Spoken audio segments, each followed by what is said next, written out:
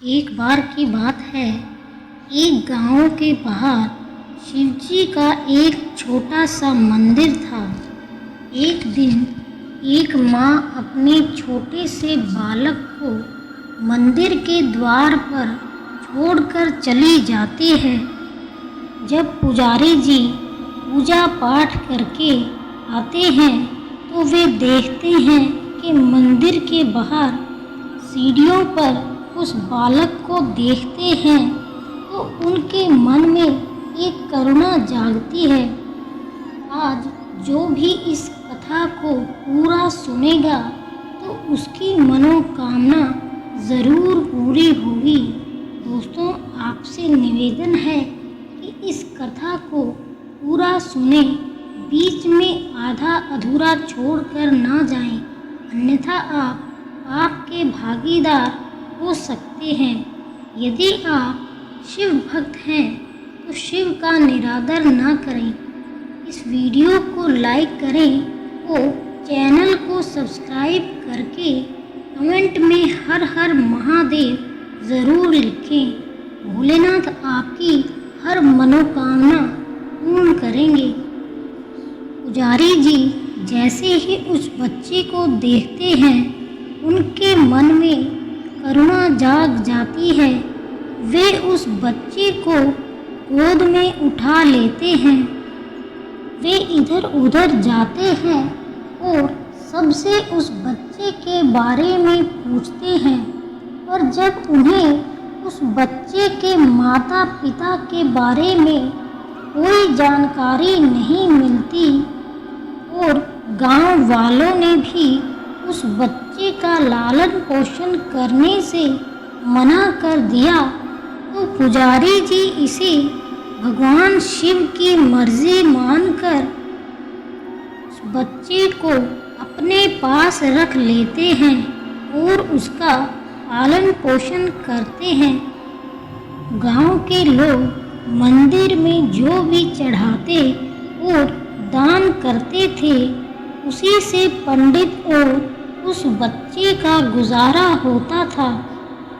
यदि किसी दिन भोजन कम पड़ता था तो पंडित जी भगवान को भोग लगाकर उस बच्चे को भोजन दे देते थे। धीरे धीरे वह बच्चा बड़ा हो गया और अब वह पंडित जी के कामों में हाथ बटाने लगा। पंडित जी मंदिर की साफ सफाई और पूजा पाठ करके बहुत थक जाते थे, इसलिए उन्होंने उस बालक को सारी विधि अच्छे से समझा दी और पूजा पाठ के बारे में सब ज्ञान दे दिया। और पंडित जी खुद भगवान की पूजा और भजन में अपना समय व्यतीत करने लगे। पंडित जी उस बालक को ज्ञान देते हैं कि तुम कभी भी भगवान को ताज़ा भोजन का भोग लगाए बिना खाना नहीं खाना और भगवान शिव पर विश्वास रखकर कभी भी संग्रह ना करें, यानी कि कोई कुछ भी दे तो उसे इकट्ठा नहीं करना। यदि कोई भक्त पहले से बना हुआ भोजन मंदिर में दे जाता है तो उसे गरीबों में बांट देना। एक दिन पूजा पाठ करते करते पंडित जी का देहांत हो गया। वह बालक अनाथ हो गया। उसका भगवान शिव के अलावा कोई भी नहीं था। वह बालक पंडित जी के कहे अनुसार सभी कार्य वैसे ही करता था। रोज सुबह मंदिर साफ करता, पूजा पाठ करता और फिर ताज़ा भोजन बनाकर भगवान भोलेनाथ को भोग लगाता था। और यदि कोई भी मंदिर में कुछ दान करता था तो उसे गरीबों में बांट देता था। एक बार बरसात का मौसम आया और कई दिन तक मूसलाधार वर्षा होती रही, जिस वजह से मंदिर में एक भी भक्त नहीं आता। वह बालक भगवान शिव को बस गंगा जल का ही भोग लगाता रहा और खुद भी उस गंगा जल को पीकर अपना पेट भरता। भोले बाबा उसकी भक्ति और सहनशीलता की परीक्षा ले रहे थे, परंतु आखिर में गणपति जी से ये सब देखा न गया। वे अपना वेश बदलकर हाथ में भोजन की पोटली लेकर भारी वर्षा में मंदिर में आते हैं और उस बालक को आवाज़ लगाकर वह पोटली उसे दे देते हैं और कहते हैं कि इस सामग्री से ताज़ा भोजन बनाओ और भोले बाबा को भोग लगाकर तुम भी खा लो। मैं कल फिर आऊँगा और भोजन सामग्री लेकर आऊँगा। फिर उस बालक ने ताज़ा भोजन बनाकर भोले बाबा को भोग लगाया। पूरे बरसात के मौसम में भोले बाबा भेष बदलकर उस बालक को भोजन सामग्री लाकर देते रहे। एक दिन वह बालक सोचता है कि यह कौन है जो इतने दिन से भोजन सामग्री भेज रहा है, पर खुद कभी प्रसाद लेने मंदिर नहीं आता है। एक दिन जब फिर से भोले बाबा नौकर का भेष बदलकर भोजन सामग्री देने आए तो वह बालक उनसे बोला, तुम्हारे मालिक हर रोज भोजन सामग्री भेजते हैं, पर खुद कभी मंदिर में प्रसाद लेने नहीं आते। इस कारण मेरा हृदय अत्यंत दुखी हो रहा है। अपने सेठ जी से कहना कि वे कल खुद आकर मंदिर में प्रसाद ग्रहण करें। उसकी बात सुनकर भोले बाबा चौंक कर घबरा गए। पुजारी जी, सेठ जी मेरे द्वारा आपको भोजन सामग्री भेजते हैं। आप इसी से भगवान को भोग लगाते हैं और खुद भी भोजन ग्रहण करते हैं। सेठ जी को बीच में बुलाने की क्या ज़रूरत है? जैसा चल रहा है उसे वैसा ही चलने दें। वह बालक बोला कि ऐसे कैसे जाने दूं? आपके सेठ जी जो इतने दिन से भोजन सामग्री भेज रहे हैं, मैं उन्हें भगवान को प्रसाद देने का अपना कर्तव्य पूरा कैसे ना करूं? मैं किसी का भी उधार खाना वालों में से नहीं हूँ। अगर वे भगवान भोलेनाथ का प्रसाद ग्रहण करने के लिए नहीं पधारे तो मैं ये सभी भोजन सामग्री लेना बंद कर दूंगा। भोले बाबा यह सब सुनकर मन ही मन मुस्कुराते हैं कि आज तो लेने वाला ही देने वाले को दोष दे रहा है। अगले दिन जब भोलेनाथ फिर से भोजन सामग्री देने आते हैं तो वह बालक बोलता है, आज तुम इतनी सारी भोजन सामग्री किस लिए लाए हो? उन्होंने कहा कि आज मेरे सेठ जी प्रसाद ग्रहण करने आएंगे।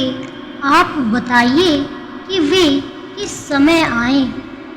बालक खुश होकर उन्हें समय बता देता है। फिर भोले बाबा कैलाश पर्वत पर जाकर एक सेठ का रूप धारण करने लगते हैं, क्योंकि वे अपने भक्तों की खुशी के लिए मंदिर जाकर भोजन करने वाले हैं। यह सब देखकर माता पार्वती भी भोले बाबा की आज्ञा लेकर सेठानी का रूप धारण कर लेती है। नई साड़ी और नए नए गहने पहनकर सुंदर सेठानी बन जाती है। उधर भोले बाबा भी नया कुर्ता पहनकर, नई पगड़ी पहनकर सेठ का रूप धारण करते हैं और दोनों खुशी खुशी तैयार होकर मंदिर जाते हैं। और उधर वह बालक सेठ जी के आने के लिए उनके स्वागत में तैयारियां करता है और तरह तरह के भोजन बनाता है। वह खुश होता है कि आज वो कई दिन से भगवान भोलेनाथ को भोजन भेजने वाले को प्रसाद ग्रहण कराएगा। भोजन तैयार करने के बाद वह स्नान करके और तैयार होकर जब मंदिर वापस आता है तो देखता है कि सेठ जी प्रसाद ग्रहण करने खुद तो आए ही हैं, अपनी सेठानी को भी साथ में लाए हैं। वह दोनों को प्रणाम करता है और आसन देकर उन्हें बिठाता है और कहता है कि सेठ जी आप बैठिए, मैं अभी भोले बाबा को भोग लगाकर आता हूँ और फिर आपको प्रसाद देता हूँ। भावना के भूखे भोले बाबा से भूख सहन नहीं हो पा रही थी। वे बालक से कहते हैं कि जल्दी जाकर भोग लगाओ भोले बाबा को, मुझसे भूख बर्दाश्त नहीं हो रही है। बालक कहता है कि भूख तो मुझे भी जोर से लगी है, परंतु मैं अपनी भूख के कारण भगवान को भोग लगाना नहीं भूल सकता। यदि दुनिया के सभी लोग अपनी भूख के कारण भगवान को भोग लगाना भूल जाएंगे तो भगवान तो भूखे ही रह जाएंगे। भगवान भोलेनाथ बोलते हैं कि जल्दी से जाओ, उनको भोग लगाओ, मुझे तो बहुत तेज भूख लगी है। तो बालक कहता है कि भगवान को भोग लगाने में ना तो जल्दबाजी करनी चाहिए और ना ही कंजूसी। जब तक मैं भगवान को भोग नहीं लगा देता, आप रसोई के पास भी नहीं आ सकते। अपने आसन पर बैठ जाइए और ओम नमः शिवाय का जाप करते रहिए। सुनकर भगवान भोलेनाथ और माता पार्वती बड़ी मुश्किल से अपनी हंसी रोक पाते हैं। उधर वह बालक भगवान भोलेनाथ को भोग लगाने के लिए थाली तैयार करता है और भोले बाबा को भोग लगाने जाता है। जैसे ही वह जाता है, भोलेनाथ जो सेठ का रूप धारण करे थे, चुपके चुपके दबे पांव रसोई में पहुंच जाते हैं और भोजन उठाकर खाना शुरू कर देते हैं। से ही वे पहला निवाला मुंह में रखते हैं। उनका मुंह मिर्ची से भर जाता है। वह भाग कर जाते हैं और अपने आसन पर बैठ जाते हैं। माता पार्वती यह सब देखकर खिलखिलाकर हंसने लगती हैं। तभी वह बालक ओम नमः शिवाय का जाप करते हुए वहां आ पहुंचा। रसोई के भोजन में प्रसाद मिलाकर उसे पवित्र बना दिया। फिर सेठ जी के आगे हाथ जोड़कर कहता है कि सेठ जी अब आप भोजन ग्रहण कर सकते हैं। बात सुनकर सेठ जी के पसीने छूट जाते हैं कि इतनी मिर्ची वाला खाना कैसे खाएं, और घबरा जाते हैं। तभी वह बालक बोलता है कि सेठ जी अभी तो आपसे भूख बर्दाश्त भी नहीं हो रही थी और अब आप भोजन ग्रहण करने को तैयार नहीं हैं। सेठ जी भोजन के लिए कहते हैं और वे भोजन से सारी मिर्ची खा लेते हैं। वो पूरा भोजन खत्म कर देते हैं। वे नहीं चाहते कि कोई और ये मिर्ची वाला खाना खाए और खाना खाने के बाद माता पार्वती को देखकर मुस्कुराते हैं।